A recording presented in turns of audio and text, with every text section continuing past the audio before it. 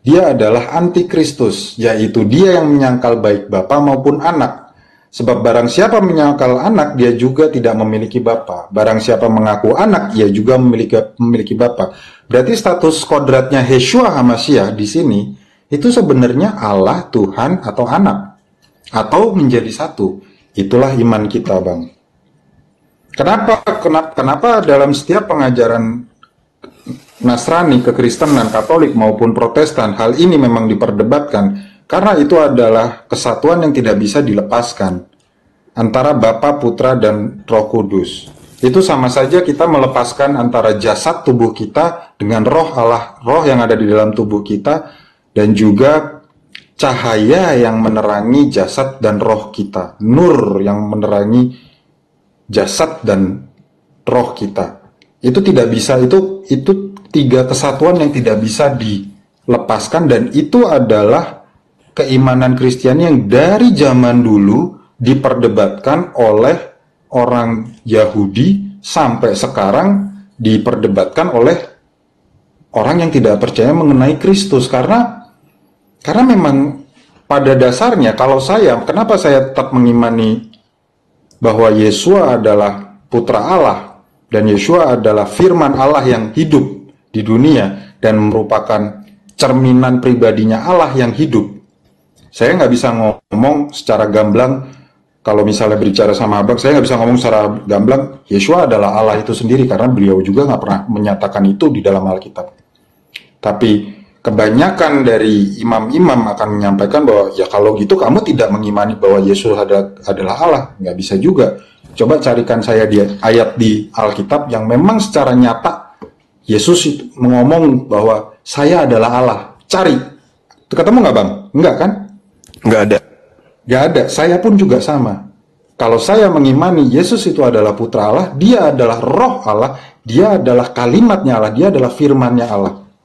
Oleh karena itu saya melihat Allah yang hidup dalam sosoknya Yeshua.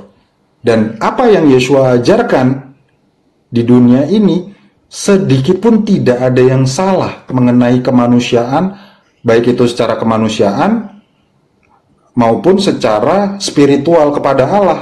Bagaimana cara berdoa, kayak saya sempat memperdebatkan, saya itu syirik dengan teman-teman muslim. Kenapa? Selama 30 hari kemarin, bulan Ramadan, teman-teman muslim itu begitu sangat disiplinnya berpuasa. Sedangkan kami, teman-teman Kristiani, dikasih waktu 40 hari untuk berpuasa, tidak satu pun yang betul-betul disiplin. Padahal itu di bulan yang sama loh, Bang. Kemarin itu bulan yang sama kita berpuasa. Teman-teman abang berpuasa 30 hari, kami berpuasa harusnya 40 hari. Tapi kami tidak pernah tahu pakemnya puasa itu seperti apa. Sedangkan saya selalu nanya, waktu dulu Yesus berpuasa 40 hari gak? Berpuasa. Bagaimana cara Yesus berpuasa 40 hari? Pernah nggak dibahas di dalam Alkitab? Bagaimana cara Yesus berpuasa 40 hari? Kalau teman-teman di Muslim, jelas.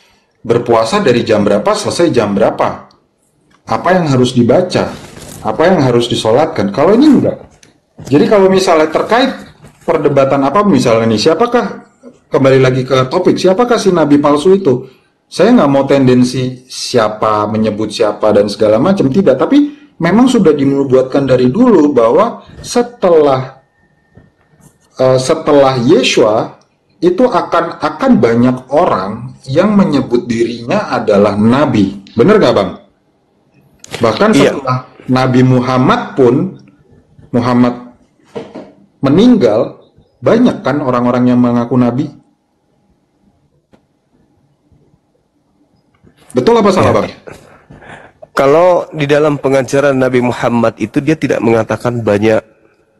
Cuman apapun itu yang terjadi terkait dengan nabi palsu, itu yang saya katakan di awal. Al-Quran tidak menyatakan akan adanya nabi palsu setelah Nabi Muhammad dan mengajarkan satu pengajaran yang menyesatkan kemudian kepada umat Islam, itu tidak diceritakan di dalam Al-Quranul Karim. Nah, sekarang yang jadi permasalahan adalah buah dari nabi palsu itu. Ya itu tadi tanda-tandanya. Memanggil Yesus, bernubuat, bermukjizat. Nah itu ada di Kristen. Jadi apapun pola yang saudara saya lakukan, yang saudara katakan, kata Yesus adalah kalau sudah terdapat buah dari nabi palsu itu, maka batangnya yang harus ditebang dan dilemparkan ke dalam api neraka. Kalau ada kebaikan di dalamnya, di atas buahnya itu ada yang tidak busuk, tetapi batang ini menghasilkan buah yang tidak baik, maka bukan cuma buahnya yang dicopot, dibuang ke dalam neraka, bukan, tapi batangnya, kata Yesus. Artinya, kebaikan yang muncul pada buah tadi itu bukan dari hasil murni dari nabi ini, tetapi mungkin karena melihat sekelilingnya umat yang lain, sehingga juga mereka juga melakukan hal yang baik. Tetapi namun itu dipertegas, Bang. Kalau apa cuma katanya? Melihat Matius 7, ini kita diskusi ya. Kalau hanya melihat Matius 7 ayat 15 sampai dengan 20 berapa tadi ya? 23. Itu memang kan itu disampaikan. Itu adalah perumpamaan bagaimana murid-murid itu membedakan mana nabi yang betul, mana yang mana yang nabi palsu. Nah, Ya, di situ kan nabi betul sebenarnya di situ kan kalau saya ngebacanya, sebenarnya di situ kan Yeshua itu mau menyampaikan bahwa nggak ada lagi nabi setelah gua adalah nabi terakhir. Murid nanya, gimana cara gua membedakan? Ya lu lihat aja, kalau misalnya dari apa yang diajarkan itu nggak ada itu, Bang, nggak ada nabi terakhir itu. Malah Yesus dari mengatakan, buah kamu akan mengenal mereka. Yesus terkait dengan nabi datang setelah dia itu dia sebutkan dalam Yohanes 16, Bang. Roh kebenaran yang datang Itu akan dia. memuliakan aku, akan mengingatkan kepadamu perkataan-perkataan yang pernah aku katakan kepada kalian. Itu berarti masih ada pengajar. Masih Yohanes 16 nomor 7 sampai 16 nomor 7 sampai nomor 15. Bahkan Yesus mengatakan apa? Masih banyak yang ingin aku ajarkan kepadamu. Kan itu Yesus katakan. Bahkan Yesus mengatakan di dalam Matius 5 nomor 20, jika hidup keagamaanmu tidak lebih baik dari ahli Taurat, kamu tidak akan bisa masuk ke dalam surga. Berarti ada keagamaan yang jauh lebih baik daripada ahli Taurat.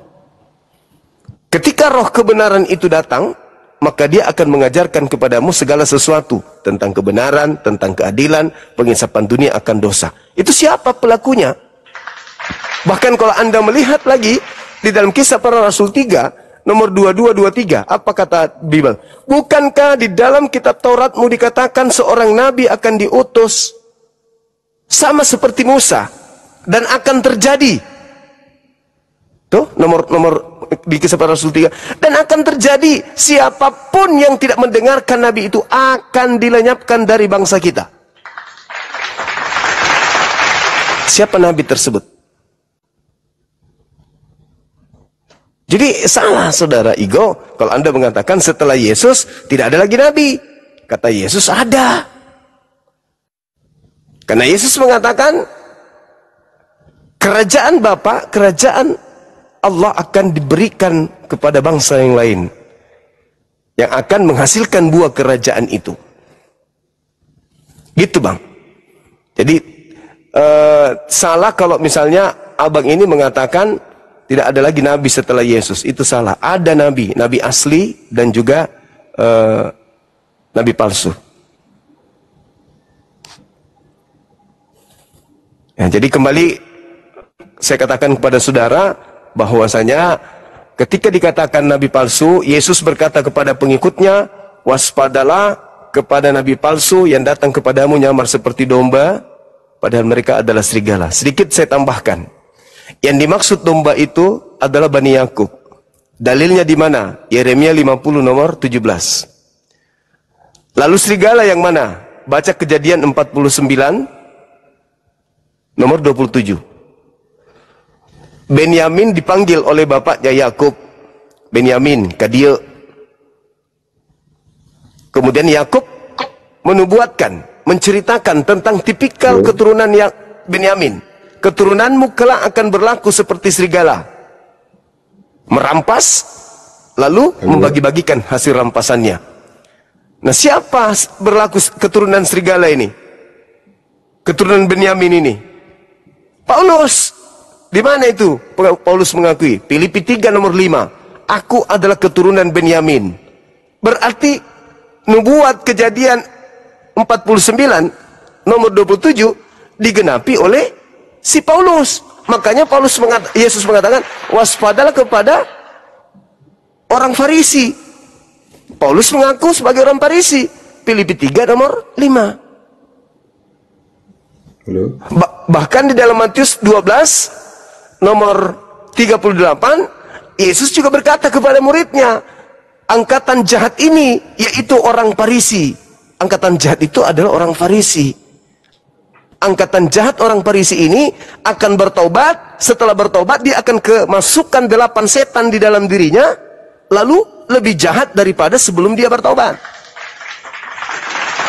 Matius 12 nomor 38 sampai nomor 45. Bahwa orang yang seangkatan saya, kata Yesus, orang Farisi, akan kerasukan 8 iblis di dalam tubuhnya dan jauh lebih jahat daripada sebelum dia bertobat. Itu kata Yesus, Bang. Jadi jelas sudah bahwasanya ketika Yesus bercakap-cakap dalam Matius 7, dia sedang berbicara kepada muridnya. Waspadalah kepada orang-orang yang datang kepadamu mengaku muridku, mengaku domba, tapi sebenarnya dia adalah serigala. Artinya ada oknum yang datang kepada murid Yesus angkatan pertama. Oknum ini mengaku sebagai pengikut Yesus. Inilah nanti yang akan menyeberangi lautan, menjelajahi daratan, mentobatkan orang menjadi pengikutnya, menjadi orang neraka, dan 2 kali lebih jahat daripada Paulus. Coba Anda baca dalam Matius 23 nomor 15. Celakalah engkau wahai ahli Taurat, Paulus. Celakalah engkau wahai orang munafik. Celakalah engkau wahai orang Farisi. Paulus orang Farisi. Engkau menyeberangi lautan, dia sampai ke Kaliki nyeberang lautan. Engkau menjelajahi daratan sampai ke Roma untuk mentobatkan orang menjadi pengikutmu. Setelah kau tobatkan orang itu, kau jadikan dia orang neraka, dan orang itu 2 kali lebih jahat daripada engkau sendiri. Siapa orang Farisi yang menjelajahi daratan, menyeberangi lautan, meninggalkan Yerusalem, mentobatkan orang di luar Bani Israel? Paulus, Bang. Kisah para Rasul 24 nomor 5. Paulus, kata orang Yahudi saat itu, Paulus ini adalah penyakit sampar yang telah menyesatkan orang-orang Yahudi di seluruh dunia yang beradab. Dia adalah tokoh dari Kristen. Itu dalil. Berarti dialah orang yang menyeberangi lautan, menjelajahi daratan, yang orang Farisi, ahli kitab, dan juga adalah orang munafik. Gitu, saudara. Makanya buahnya ya, mohon maaf, memanggil Yesus Tuhan, bernubuat. Meskipun di Kristen ini tidak semuanya jahat, tapi karena dia bertumbuh dari pohon yang palsu, maka harus ditebang semuanya. Makanya di Al-Quran mengatakan bahwa semua dosa diampuni, kecuali satu, yaitu dosa syirik. Seperti itu. Jadi artinya meskipun orang Kristen ini baik, tetapi dia masih menyembah selain daripada pencipta langit dan bumi, ya neraka tempatnya. Itu kan kata Yesus, Bang. Hidup kekal ini itu adalah mereka mengenal engkau satu-satunya Tuhan dan mengenal Yesus Kristus yang engkau utus. Artinya Yesus memberikan hidup yang kekal bila mana orang itu mengenal Yesus ini hanya sebatas utusan. Tok. Karena yang satu-satunya Tuhan adalah yang mengutus. Yesusnya adalah utusan. Jadi ada 2 oknum yang harus dikenal. Yang pertama, hakikat pencipta langit dan bumi, satu-satunya pencipta. Yang kedua adalah Yesus sebagai Mesias, utusan Tuhan ke atas muka bumi untuk Bani Israel.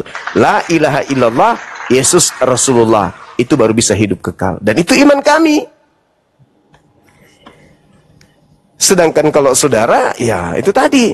Dia adalah firman, dia adalah roh, dia ini dan seterusnya. Itu kan cara Anda kemudian menarasikan iman saudara yang memang Anda menginginkan Yesus Kristus ini sehakikat dengan Tuhan. Hanya iblis, Bang, yang mau Tuhan ini dikudeta dan disejajarkan dengan makhluk. Hanya iblis. Orang yang beriman tidak akan mungkin mendudukkan Tuhan pencipta langit dan bumi ini setara tingginya dengan makhluk. Yesus mengatakan apa? Bapa yang mengabulkan doanya. Aku tidak dapat berbuat apa-apa dari diriku sendiri. Itu kata Yesus, Bang. Nah, jadi dia nggak setara dengan Bapa.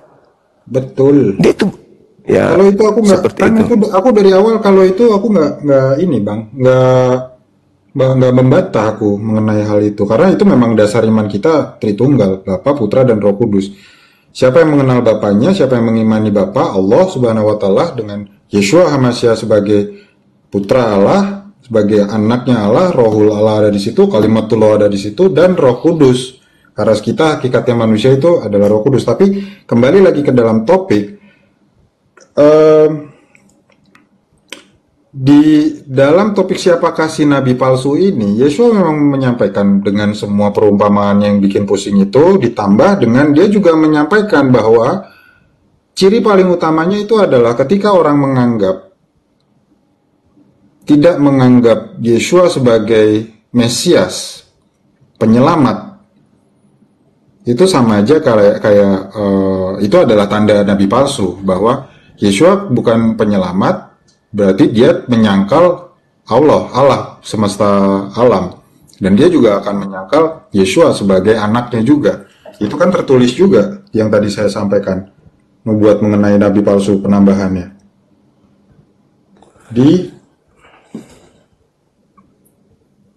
sebentar Matius 7 ayat 15. Matius 7 ayat 15 tadi yang Bang Zuma udah sampaikan ya. Di nubuat nabi palsu ada tambahannya lagi itu Bang, selain Matius 7 ayat 15.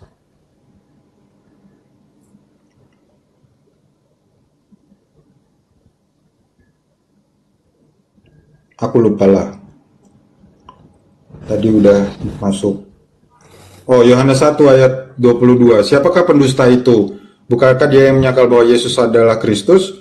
Dia itu adalah antikristus. Jadi dalam hal ini bahwa di dalam Yohanes 1 Yohanes 2 ayat 22 itu dijelaskan secara jelas bahwa Yeshua menyampaikan siapakah sih pengikut nabi palsu? Pengikut nabi palsu itu adalah memang dari dulu sudah dinubuatkan, semua yang menyangkal Yeshua sebagai Kristus, sebagai antikristus, dialah yang menyangkal Bapa dan dialah yang menyangkal anak. Ya itulah yang memang dari dulu sudah diperdebatkan Bang. Dari zaman Yeshua masih hidup sampai sekarang Yeshua sudah nggak ada. Dan kalau tadi Abang menyampaikan bahwa ini ajarannya siapa, ini adalah ajarannya Paulus, itu kami juga tidak bisa menyangkal karena di dalam Kisah Para Rasul pun Paulus juga menyampaikan bahwa yang disebut Kristen itu adalah ketika Paulus menyebut mereka itu Kristen di Antioquia. Jemaat-jemaat yang ada di Antioquia itulah pertama kali orang-orang pengikut Kristus berkumpul disebut Kristen. Jadi yang menyebut dirinya penyebutan Kristen itu sebenarnya bukan Yeshua, tapi adalah Paulus. Itu saya nggak bisa memperdebatkan karena itu memang betul tertulis dan itu memang Paulus yang menyatakan demikian, Bang. Jadi dalam hal ini yang ingin disampaikan Yeshua di Matius 7 ayat berapa tadi? 21 sampai 23 itu Yeshua pengen menyampaikan bahwa Yeshua pengen menyampaikan bahwa kalau murid-murid pengen tahu mana ajaran nabi palsu, yaitu nggak mungkin buah yang dari batang anggur, buah pokok anggur kemudian jadinya bukan anggur. Itu mah kelihatan. Dan apa ya, kalau menurut saya sih gitu Bang. Jadi kalau tadi Abang bilang bahwa kami pengikut ya Kristus yang menyembah Yeshua sebagai Tuhan, itu adalah pengikut nabi palsu dan itu yang akan masuk ke neraka. Ya aku sih nggak bisa komentar banyak, ya itu udah nasibnya kita lah. Salahnya sendiri, salah ngikut kalau kata mereka. Tapi kalau untuk kami yang mengimani bahwa keselamatan itu tetap datangnya dari Kristus, dan memang baik di Al-Quran maupun di Alkitab sudah disampaikan bahwa yang nantinya akan datang, Imam Mahdi yang akan datang ke dunia ini, yang akan menentukan siapakah yang akan masuk surga dan neraka, baik yang sudah mati maupun yang masih hidup, itu adalah Nabi Isa. Entah itu Nabi Isa yang kami percaya ataukah Nabi Isa yang memang tertulis di Al-Quran, tapi kedua kitab tersebut menyampaikan bahwa ya memang Nabi Isa yang nantinya akan datang. Tinggal nanti kita tos-tosan aja siapa yang masuk neraka, mana masuk surga. mana masuk neraka. Hanya kan kita ya berharapnya kita semua bisa masuk ke neraka. Satu-satunya jalan ya kita tetap mengimani, kita tetap berbuat baik, kita melakukan apa yang memang diperintahkan oleh Allah. Poinnya adalah sekarang yang diperdebatkan adalah cara mana sih yang berkenan, cara Nabi mana yang berkenan terhadap Allah, cara Nabi mana yang mendapatkan ridhonya Allah, karena hakikatnya surga itu semuanya kan ridhonya Allah. Setuju nggak Bang? Iya. Kalau Allah tidak ridho, Nah, kita nggak akan masuk surga. Nah, itulah yang aku sering, itulah yang aku makanya sering bertanyakan dengan teman-teman Nasrani maupun semua imam-imam gereja. Kalau teman-teman di Muslim itu sudah jelas pakemnya berpuasa, bersedekah, sholat. Nah, kita pakemnya hanya dengan mengikut Kristus. Nah, sekarang kalau misalnya kayak contoh di Rutnya Patra Niaga, pengikut Kristus, korupsi gede, ngoplos BBM, wow luar biasa. Pertanyaannya, apakah beliau akan berkenan apakah Allah akan berkenan terhadap beliau? Nah, pertanyaan yang kedua, beliau itu ngikutin ajarannya siapa? Apakah ngikutin ajarannya Yeshua atau nabi palsu? Kan akan seperti itu, pertanyaannya akan berkembang. Karena pakemnya nggak jelas. Kalau itu sih udah diperdebatkan dari dulu Bang. Abang memperdebatkan sekarang juga. Ya kita, kalau saya sebagai umat Nasrani ya pasrah aja, karena memang yang tertulis seperti itu, dan itu nggak bisa dijawab ayat per ayat putus seperti itu. Ya harus holistik memang. Kalau aku sih seperti itu Bang pemikirannya. iya. Tadi saudara membawa 1 Yohanes 2 nomor 22. Siapakah penyesat itu? Siapakah Bukankah pendusta? dia, ya siapakah pendusta itu? Bukankah dia yang menyangkal anak? Bahwa Yesus adalah Kristus, Ya. yaitu adalah antikristus, Ya. yaitu dia menyangkal baik Kalau Bapa Kristus maupun itu anak. apa, Bang? Kalau Kristus itu apa menurut Abang ini? Kristus itu apa? Kristus menurut saya atau Kristus menurut Alkitab yang saya tahu? Iya, silakan. Kristus adalah Kristus itu yang nantinya akan menyelamatkan dunia, yang akan manusia datang ke dunia, atau bukan? menyelamatkan manusia, penyelamat manusia. Manusia atau bukan? Manusia. Ya, manusia. Berarti kalau ada yang menyangkal Yesus itu bukan manusia, berarti dia adalah penyesat itu, dia adalah pendusta. Oh, lama sekali kamu naikin saya cuma. Waduh. 3 kali kau dinaikkan, Kamu banyak ngundang- kali kamu ceritamu. ngundang, Buka. tapi nunggu lama-lama. Buka Kalau lama-lama kamera, naikin. buka kamera, buka Naikin kamera. yang Buka nyata, kamera kamu. Bang Edis. Buka, silakan. Buka kamera. baju. Kok jadi buka baju? Iya, silakan Edis. Kenapa dibisukan? Kau ketakutan kalau saya bicara? Ini tangan saya di sini. Buka kameramu, buka kamera. Buka kamera dong.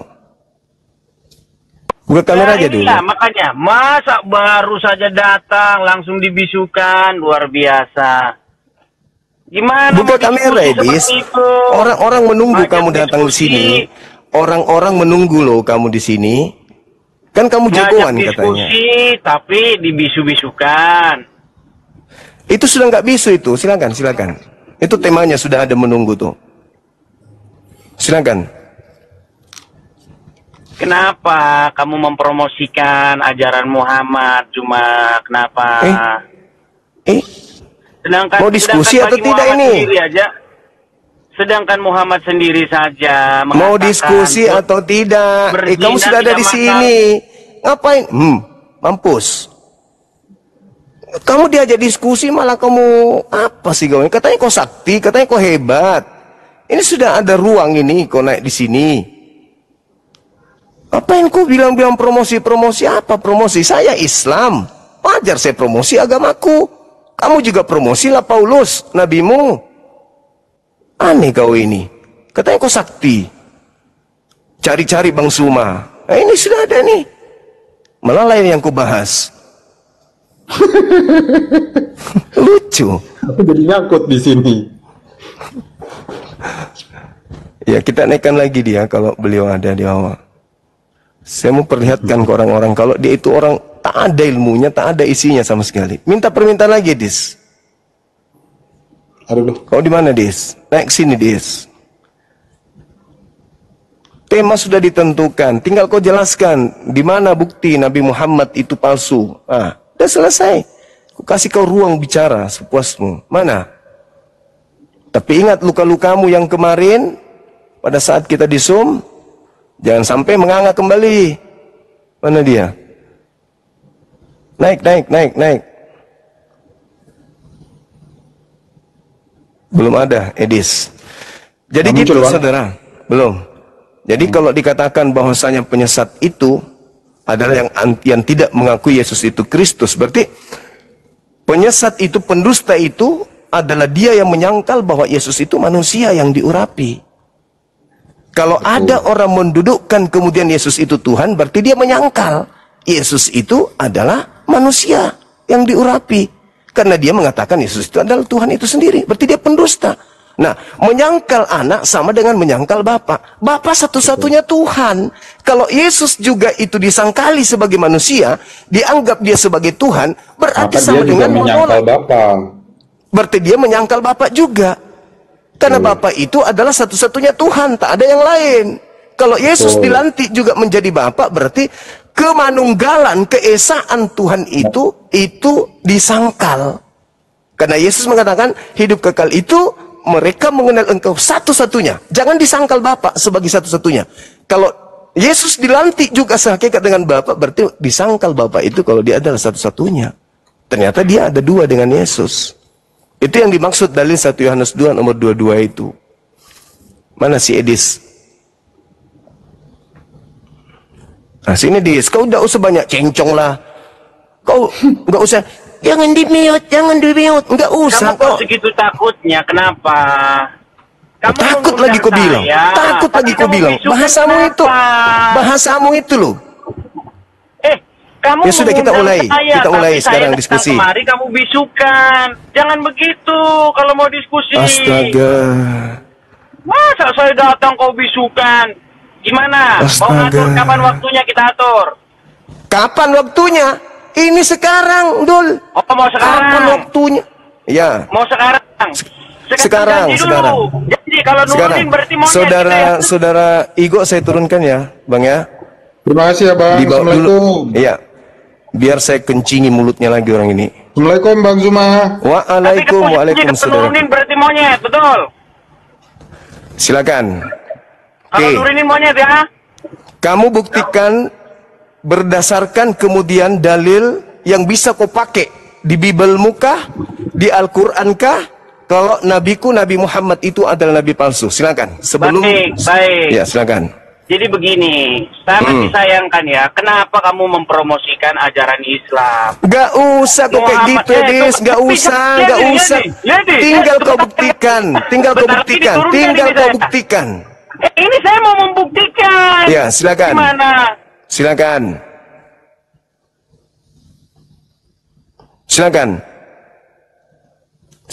kau buktikan. Kenapa kau bisu-bisukan sih? Kenapa? Ini tangan saya ini tangan saya.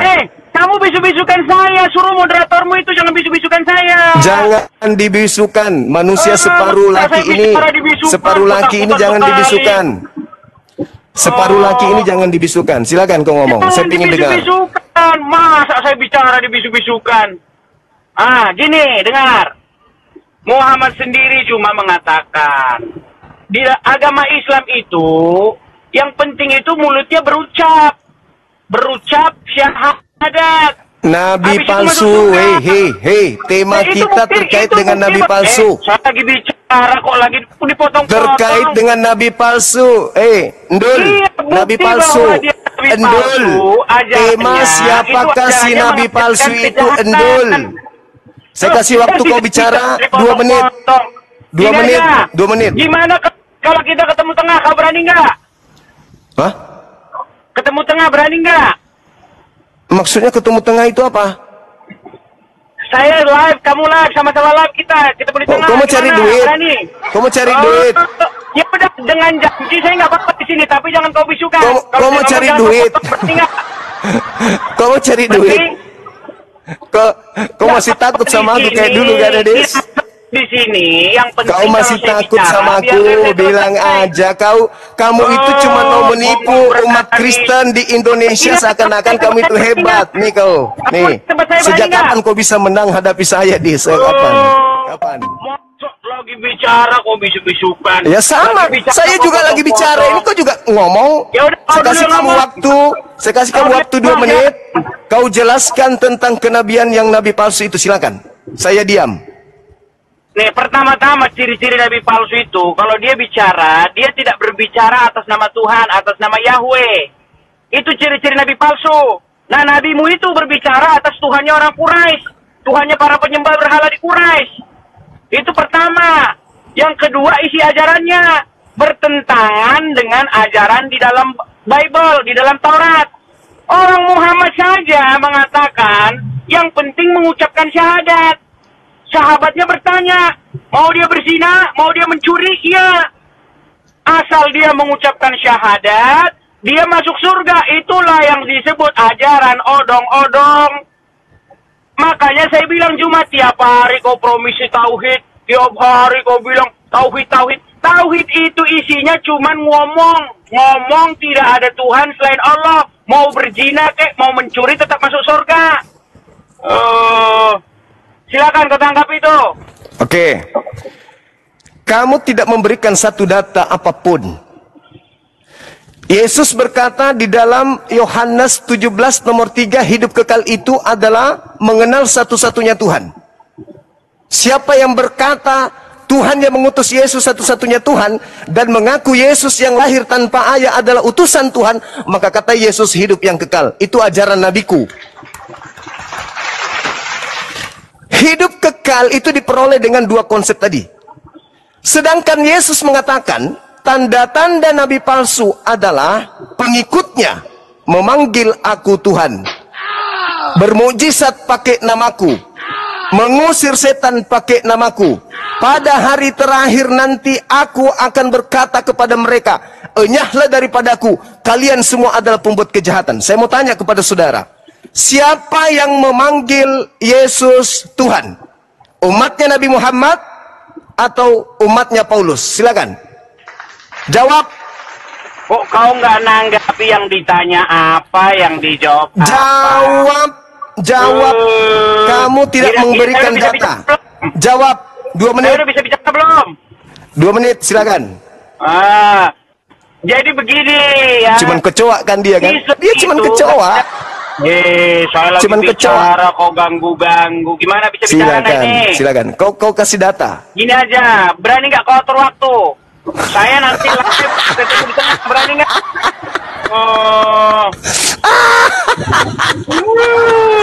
Orang di dunia yang paling kau takuti itu saya. Dari dulu itu. Cuman karena kau ada di luar negeri, karena kau di luar negeri, jadi kau so hebat, kamu so cantik. Kamu itu so cantik di luar negeri, so hebat kau itu, nipu-nipu orang Kristen. Kau bilang Ustadz Uwas itu sudah dibaptis pakai pitimu. Nih kau Edis, kau bagi saya itu cuman ayam. Nggak ada ilmu kau itu. Lebih berkelas jemaat daripada kamu. Lebih berkelas yang tadi itu ego daripada kau. Kau itu nggak ada apa-apanya bagiku Edis. Nggak ada. Cuman orang Kristen di Indonesia ini selalu bilang, kau lawan Edis, kau lawan Edis. Hah? Bang Suma lawan Edis? Emang dia punya ilmu apa? Edis itu cuman pelawak. Saudara Kristen masuk ke YouTube Zulkifli Mabas Official, semua judul YouTube saya Edis Sidabutar atau Edis mutar-mutar, kamu putar. Tidak ada diedit, tidak ada dipotong, karena itu Zoom. Itu tidak bisa diedit, tidak bisa dipotong. Anda masuk ke situ, saksikan bagaimana Edis. Saya ini buka begini, karena saya pancing dia datang, untuk membuktikan kepada kalian, Edis itu tidak ada apa-apanya. Dia itu cuman ampas, bagi saya itu bukan, tidak ada kelasnya sedikit pun. Coba lihat, Nabi palsu, mana buktinya Nabi Muhammad Nabi palsu? Apa kata dia tadi? Berkata, bukan atas nama Tuhan katanya. Ya, bukan menyembah kepada Tuhannya Bani Israel. Ya, kamu menyembah kepada anak orang, itu itu bukan Tuhannya Bani Israel. Yesus itu bukan Tuhannya anak Bani Israel. Justru Islam ini loh, ketika Yesus berkata hidup kekal itu adalah mereka mengenal Engkau, satu-satunya Tuhan yang benar, dan mengenal Yesus Kristus yang Engkau utus. Kami mengenal Yesus itu sebagai utusan Tuhan, dan kami mengenal Tuhan yang mengutus Yesus itu adalah Tuhan satu-satunya pencipta langit dan bumi. Kami menyebutnya Rabbus Samawati wal Ard. Kamu nggak ada apa-apanya. Semuanya aku bilang, kau undang, kau tumpuk penghujat-penghujat. RK kau bawa ke sini. Kau bawa ke sini RK, kau bawa ke sini Kiamat, kau bawa ke sini siapa Sopiatul, kau bawa ke sini. Pokoknya siapapun, Paulus sekalipun, kalau dia bisa datang ke sini, silakan kau datangkan ke sini. Kita akan jajal keilmuan. Jangan kau ragukan ilmuku, Bang Suma, itu jangan kau ragukan. Jangan kau ragukan. Saya berlembut-lembut begini karena saya menghargai Kristen saya, saudara Kristen saya yang naik bertanya dengan baik. Tapi kalau kau ingin keras-kerasan, belum lahir orang yang bisa menghadapi Bang Suma berdiskusi tentang agama Islam Kristen. Belum. Kau belajar dulu, Edis. Kau bertapa dulu, bertapa di Amerika sana, di kampungmu sana, di tempatmu. Halo, malam Bang Juma. Iya, malam. Oke, baik. Nah, Gimana so lihat pembahasannya, sudah, Bang? kau lihat tadi Edis. Udah lihat kelasnya? Enggak juga, nggak bisa kita pastikan toh ini ruangan. Kalau Edis itu berani, ngapain dia kabur? Diam dulu Bang, diam dulu Bang. Oke. Diam dulu ya. Kalau Edis itu berani, kenapa dia kabur ke luar negeri? Saya kan mau gaji dia 50 juta, ya diskusi terbuka sama Bang Juma, disiapkan tempat, dikasih honor 50 juta loh, saya uang pribadi saya. Tapi kenapa dia kabur ke luar negeri? Waktu dia di Indonesia Nggak dapat apa-apa. nggak ada apa-apa, terus Tuhannya bukan Yesus. Oh iya. Videonya ada, tidak menuangkan Yesus dia. Setelah dia kabur ke luar negeri, karena mayoritas Cari luar makan. negeri itu Kristennya Tuhannya adalah Yesus, dia ganti Tuhan demi untuk hidup di sana. Itu. Aduh, saya berharap Oke, baik dia ya, Bang, muncul ya. lagi di sini. Saya berharap dia muncul lagi. Perkara Bang Edis oke lah. Saya juga nggak bisa memastikan toh, karena ini juga ruangan abang. Abang bebas mau ngapain, siapa aja tamu abang, mau dibisuin, mau diturunkan. Tadi Bebas dia toh, ngajak loh, karena Bang. Ini rumah abang Bang. juga. Abang dengarkan dia ngajak malah keluar dari sini. Dia malah ajak PK. Dia tadi ngajak PK. Ngajak PK tadi. Kita keluar katanya. Kita PK, kata dia. Makanya saya bilang, kok cari duit ini atau mau mengajarkan edukasi kepada umat? Kalau menurut tanggapan saya bukan PK sih Bang, dia ngajak sama-sama live. Ya Karena udah nggak apa? usah dibahas Supaya- Edis ya Bang, lanjutin topiknya Oke. aja. Silakan. Itu PK namanya itu. Oke baik. Udah Bang, ke topik aja Bang. Iya, silakan. Oke, tadi begini, banyak saya dengar di yang naik, baik Bang Igo, baik siapa tadi juga, Bang Igo juga mengatakan bahwasannya menyinggung bahwasannya seperti ya di dalam Bible kalau nggak salah semacam duduk sebelah kanan Allah Bapa gitu toh.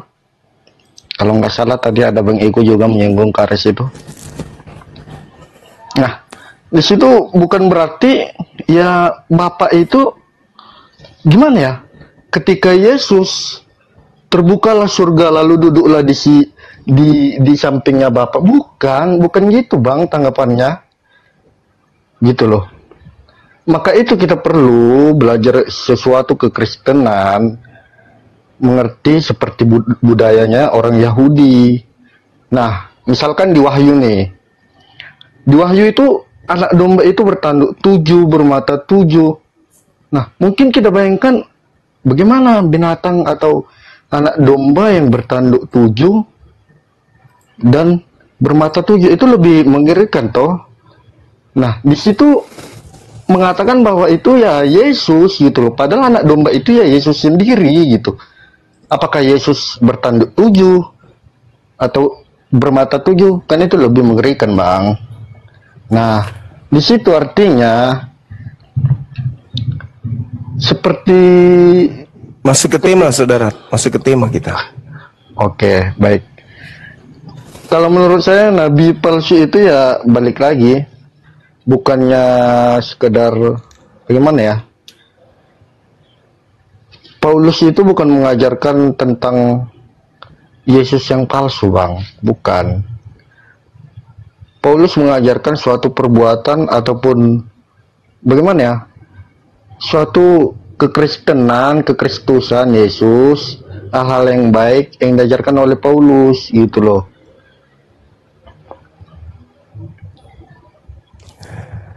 Ya. Lalu nabi palsunya siapa? Kan Yesus mengatakan, waspadalah kepada nabi palsu yang datang kepadamu. Mu di situ Bani Israel, murid-muridnya angkatan pertama.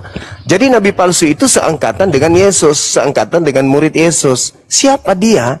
Kata Yesus, dari buahnya kamu bisa melihat dia. Apa buahnya? Memanggil Yesus Tuhan, bernubuat pakai nama Yesus, bermujizat pakai nama Yesus. Nah, itu buah itu di mana? Itu loh. Saya buka komal ini untuk itu saja. Kan nggak mungkin kalau Abang menyampaikan seperti itu, kan nggak mungkin Yesus mengatakan waspadalah dengan nabi-nabi palsu. Masa dia mengatakan waspada terhadap dirinya sendiri kalau dia itu nabi palsu? Kan enggak. Yesus anak Maria, sang pengajar Injil, itu bukan nabi palsu. Beliau adalah wakil Tuhan. Wakil Tuhan dari mana? Sedangkan beliau ya memang Bapa Allah gitu loh. Nah, inilah bukti Anda itu adalah buah dari nabi palsu itu. Buah dari mana? Kan Yesus mengatakan buah dari nabi palsu itu kamu bisa lihat. Memanggil aku Tuhan, menganggap aku Tuhan. Anda ini buah dari nabi palsu itu, kan jelas itu, Bang. Yesus berkata kepada muridnya, Yohanes 17, hidup kekal, mengenal Yesus sebagai Tuhan atau sebagai utusan Tuhan. Coba. Utusan Tuhan sih, Bang. Ah, itu kalau kita mau memperoleh hidup yang kekal, Islamlah itu tempatnya. Wa Bukan begitu. isqala Isa bin Maryam ya Bani Israel inni Rasulullah ilaikum. Iman kami. Sekarang Anda mengatakan Yesus Tuhan itu sendiri. Berarti Ya, Anda. benar. Nah, tadi hidup kekal diperoleh dengan mengimani Yesus sebagai utusan Tuhan atau bukan? Begini, Bang, begini. Pada dasarnya kita harus tahu dulu alat Tritunggal itu sendiri gitu Yesus loh. tidak pernah mengajarkan Tuhan Tritunggal. Itu karangan nabi palsu. 1 Yohanes 5 nomor 7 itu adalah data yang tidak ada di manuskrip. Ada 3 yang bersaksi di surga, itu nggak ada. Sekarang di mana Yesus mengajarkan Tritunggal? Coba tunjukkan ke saya, Bang. Bukan mengajarkan, jelas. Lalu? di Kejadian pertama, ayat pertama di Bible pertama itu jelas Apa itu? tertulis ya, pada mulanya Allah menciptakan langit dan bumi. Terus? Nah, Bereshit bara Elihum et Asyahim. Samayim. Terus? Nah, di situ kan kata Ibrani Satu. di sana adalah Elohim, toh? Elohim. Nah, Kedua? jadi Elohim itu Allah kan, Allah itu Ya, sendiri. yang kedua toh. siapa lagi? Oke. Siapa yang kedua? Sebentar, kita nggak boleh melompat gitu loh. Loh, kan Sekarang- Anda berbicara dari kejadian itu sudah ada Tritunggal. 1 Elohim, 2 siapa? Oke, kedua Roh Kudus. Mana ada Roh Kudus di situ? Makanya abang jangan langsung melompat pertanyaan yang Enggak, sama. saya gitu. kembali pernyataan saudara Roh Kudus. Mana ada Roh Kudus di situ? Ada Roh Kudus di situ. Ruah Elohim. Coba bang, aku menjelaskan sedikit ya tentang Allah Tritunggal itu sendiri gitu loh. Kalau kita memotong suatu penjelasan Di mana? Allah Tritunggal itu, kita Saudara, nggak bakalan saya minta sampai ke data, situ, saya gitu. diam habis ini, saya diam. Saya serahkan kepada saudara Yosafat, tolong tunjukkan data di mana Yesus mengajarkan Tritunggal. Silakan. Begini. Di awal tadi kan udah saya jelaskan Kejadian 1 Allah menciptakan langit dan bumi. Elohim itu kan Allah sendiri, ya kan bang? Jadi di dalam kejadian itu coba kita buka di dalam 1 Korintus. 1 Korintus. Kenapa lari ke surat Paulus, Bang? Bentar, yang terindikasi Bang, bentar. nabi palsu. Emangnya di situ di dalam Bible ada mengatakan Paulus nabi palsu? Yang datang kepadamu dengan memakai namaku. Duh. Yang datang kepada murid Yesus memakai nama Yesus, sang penyesat. Siapa yang datang kepada murid Yesus memakai nama Yesus, berkata bertemu dengan Yesus? Pengikut mana kemudian yang mengatakan Yesus itu Tuhan? Roma 10 nomor 9 nomor 10. Barang siapa yang berkata Yesus itu Tuhan, maka dia akan diselamatkan. Siapa tuh yang ngajarin? Paulus. Sehingga orang-orang Roma, penerusnya Belanda, masuk ke Indonesia, mengikuti ajaran Paulus, memanggil Yesus Tuhan. Apa kata Bible? Dari buahnya kau bisa mengenal mereka. Apa buahnya? Memanggil aku Tuhan. Siapa mereka itu? Islam? Bukan. Kristen kan? Udah, Bang. Udah. Abang kan minta data dari saya. Abang, silakan. Mana datanya? Saya kasihkan data, abang motong saya. Bagaimana sih? Kita diskusi. Oke, sorry. Silakan. Silakan. Mau Oke. mau data menurut abang salah kan saya memberikan data. Oke. Saya keliru. Oke. Silakan. Oke. Yang kedua itu roh. Di dalam Kejadian 1 ayat 2, bumi belum berbentuk dan kosong gelap gulita menutupi samudra raya. Dan roh Allah. Nah, di situ jelas roh Allah melayang-layang di atas permukaan air. Udah? Di situ kan jelas rohnya Allah. Yaitu Allah sendiri. Itu yang kedua. Pertama Allah, kedua rohnya Allah, yaitu Roh Kudus. Terus yang ketiga yaitu Yesus. Di Mana Yesus di situ, Bang? Oke, yang ketiga. Di mana Yesus di situ? Bentar ya, Bang. Ya, Oke. silakan. Di mana Yesus diterangkan di situ? Oke, yang ketiga. Di Kejadian 1 tadi di mana Yesus di sana, Bang? Belum nyampe mengatakan itu Yesus. Yang ketiga. Sebentar, Lalu? Bang, sebentar. Yang ketiga. Itu terdapat di Kejadian 1 ayat 3. Yang berfirmanlah Allah, jadilah terang, lalu terang itu jadi. Berfirmanlah Allah. Berarti berfirman itu adalah bahasa kerja toh? Iya.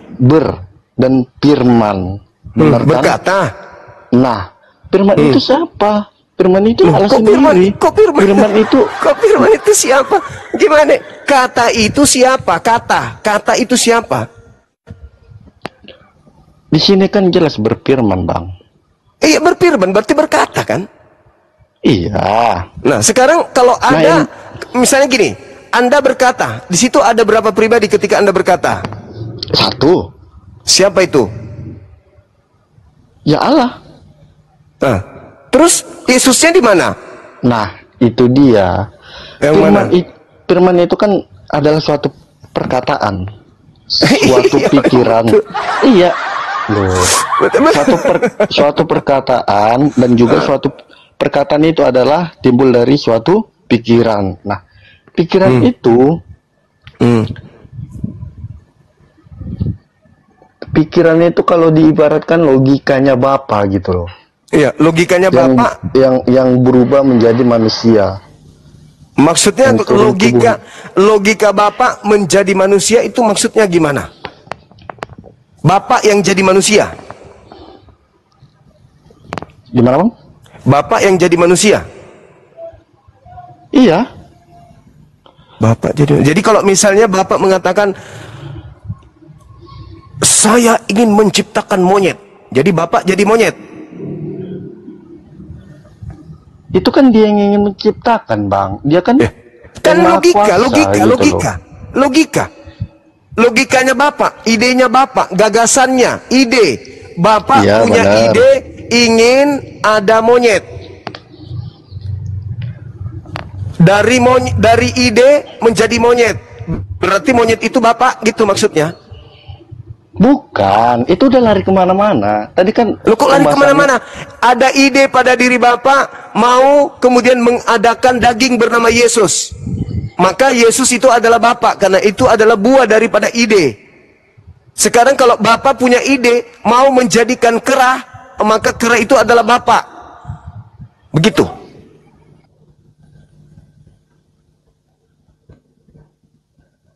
Bukan begitu Bang, artinya begini loh. Kita kan Gimana dong? tadi pertama Allah, kedua Roh Kudus, ketiga itu Kenapa firman. jadinya? Kenapa larinya ke Roh Kudus, Bang? Maksudnya rohnya Allah Bang. Ruah Itulah Elohim artinya. di situ dikatakan Ruah Elohim.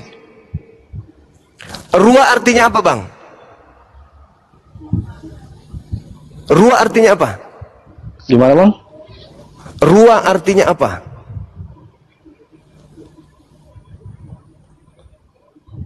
Roh atau jiwa Roh. kayak gitu ya Bang. Elohim artinya apa? Ya Allah sendiri. Oke, berarti roh Allah kan? Roh Elohim. Loh, Roh Elohim kan? roh dan Roh dan Elohim. Ruah Iya. Elohim. Ruah Elohim berarti Oke. roh Elohim. Oke. Oke, kalau saya mengatakan bait Elohim, bait artinya apa? Bait itu Rumah. rumah ya Bang. Rumah. Elohim. Rumah Elohim. Apakah rumah ini adalah Elohim?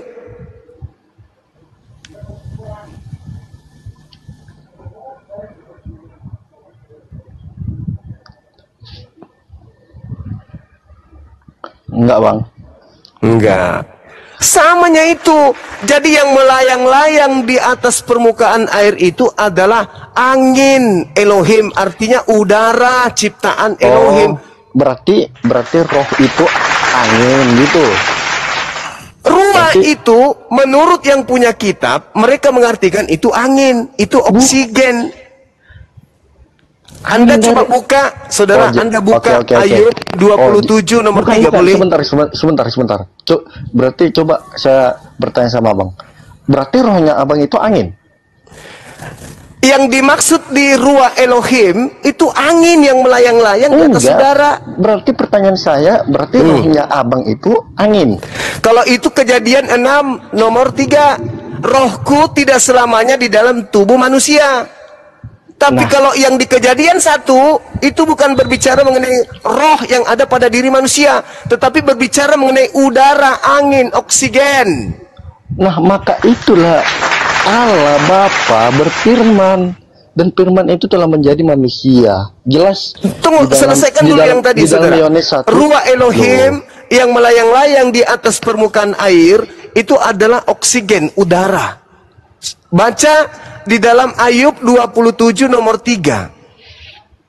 Di situ juga ada ruah Elohim. Selama napasku masih ada padaku dan roh Elohim, ruah Elohim masih ada di hidungku. Masih keluar masuk di hidungku.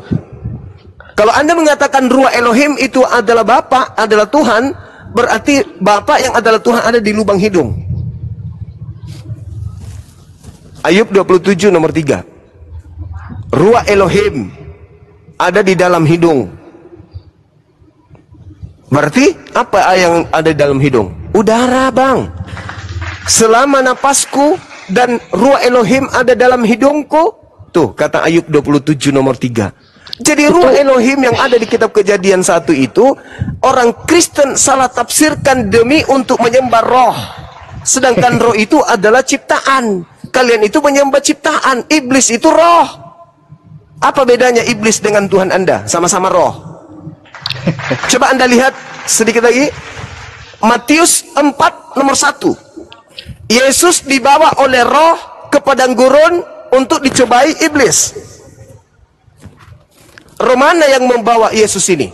Yesus dibawa oleh roh ke padang gurun untuk dicobai iblis. Roh yang adalah Tuhan Anda dengan iblis yang juga adalah roh, bedanya di mana? Maaf, saya batuk. Bersin, bukan batuk itu. Silakan. Ini tadi efeknya melompat-lompat kita, Bang. Abang tadi mengatakan roh itu angin. Berarti rohnya abang angin juga gitu? Kalau yang berbicara di dalam tubuh saya roh yang ada dalam diri manusia itu bukan angin. Namanya juga ruah, sama-sama ruah. Syukran, akhina out. Tapi kalau berbicara mengenai roh yang ada di udara, yang ada di atas air yang melayang-layang di kitab Kejadian 1 itu bukan roh yang ada pada diri manusia, tetapi oksigen udara yang ada di dalam. Kenapa bukan roh yang dalam manusia, Bang? Iya, karena konteksnya melayang-layang di atas udara, Cak Ayu. Sama-sama roh. Tapi kalau kita kembalikan ke dalam bahasa original teks, ruah, orang Ibrani, orang Yahudi mengartikan di situ udara, oksigen. Jelas dikatakan di Ayub 33 ayat 4, Bang. Roh Allah telah membuat aku, dan napas yang maha kuasa membuat aku hidup. Berarti roh itu ya rohnya Allah, bukan roh iya, yang lain-lain. memang yang Bukan membuat kita yang membuat kita hidup ini adalah rohnya Allah. Makanya tadi ku bilang Kejadian 6 nomor 3. Rohku tidak selama-lamanya berdiam di dalam diri manusia, sebab manusia itu hidup hanya 120 tahun saja. Siapa manusia itu? Saya, Yesus. Roh yang ada dalam diri Yesus adalah roh Tuhan. Roh yang ada dalam diri Bang Suma adalah roh Tuhan. Rohku dan rohnya Yesus sama-sama roh Tuhan. Kenapa Anda Tuhankan Yesus? Loh ya memang nyatanya Tuhan. Kalau dia Anda anggap Tuhan, berarti Andalah buah dari nabi palsu tersebut. Dari buahnya kau akan mengenal dia. Apa buahnya? Memanggil aku Tuhan. Sadar di situ, kawan? Belum sadar juga. Siapa tahu masih ada edis. Kita ada hiburan. Gak usah. Edis saya sudah balikin ke atas pohon. Ketemu temannya. Nggak ada lagi. Nggak ada lagi. Hiburan dia, Bang. Ya, berarti Bang firman itu nggak Allah. Bukan. Yang Allah itu, yang Tuhan itu, yang berfirman. Loh. Firman ini bukan Allah. Bukan. Yang Allah itu adalah sifat kalam. Kemampuan berkata-kata yang adalah sifat Tuhan yang melekat pada diri Tuhan. Contoh. Anda berkata, kucing. Kata kucing itu adalah firman yang keluar dari Anda. Apakah itu Anda? Bukan. Tapi kemampuan Anda berkata-kata kucing itu adalah sifat yang melekat pada diri Anda. Bukan Anda. Makanya dikatakan innama amruhu idza arada syai'an ayyakula lahu kun fayakun. Coba Anda baca Mazmur 33 nomor 9. Ketika Tuhan hendak menciptakan, Tuhan hanya mengatakan jadi, kun fayakun, maka jadi. Yesaya 55 nomor 11. Aku hanya memberi perintah, firman yang keluar dari mulutku tidak akan kembali kepadaku dengan sia-sia sebelum apa yang aku inginkan terjadi. Yesus itu bukan firman. Yesus itu daging. Ya itu firman yang telah menjadi manusia. Salah ente. Tuh. Salah. Yesus itu bukan firman. Yesus itu manusia yang berasal dari firman. Coba Bang buka Yohanes 1 ayat 14. Ya, firman itu telah menjadi daging. Perkataan itu telah nyata, benar-benar menjadi, terbukti menjadi daging. Karena sesuai dengan instruksi, pada bulan ke-6 Gabriel datang kepada Maria. Apa tujuannya Gabriel datang kepada Maria pada bulan ke-6? Menyatakan kepada Maria agar engkau hamil. Matius 1:18. Pada saat dia bertunangan dengan Yusuf, rupanya Roh Kudus datang, dia hamil karena Roh Kudus. Nomor 21-nya, wahai Yusuf, apabila anaknya Maria hamil, hendaklah engkau menamainya Yesus Kristus. Ketika dia melahirkan. Jelas itu. Jadi Yesus ini adalah pada mulanya firman. Yang yang berasal dari sifat Elohim. Tadi Anda nggak firman percaya? itu, Saya kasih data. Tadi Saya kasih firman data. itu abang bilang Allah itu sendiri. Gimana sih? Firman itu bukan Allah. Firman itu adalah perkataan yang berasal dari sifat kalam. Sama seperti, coba Anda lihat di dalam Matius 4 nomor 4. Apa kata Tuhan, apa kata Yesus? Manusia, Bang Suma lah ya. Bang Suma itu tidak hidup dari roti saja, melainkan dari firman yang keluar dari mulut Tuhan. Coba Anda baca Matius 4 nomor 4. Bang Suma adalah firman yang keluar dari mulut Tuhan. Baca. Apakah saya ini adalah Tuhan?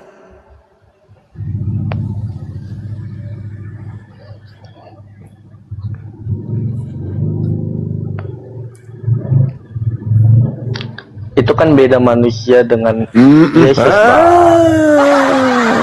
Inilah kata Yesus, dari buahnya kamu bisa mengenal dia. Si nabi palsu itu menganggap aku Tuhan. Saudaralah buahnya.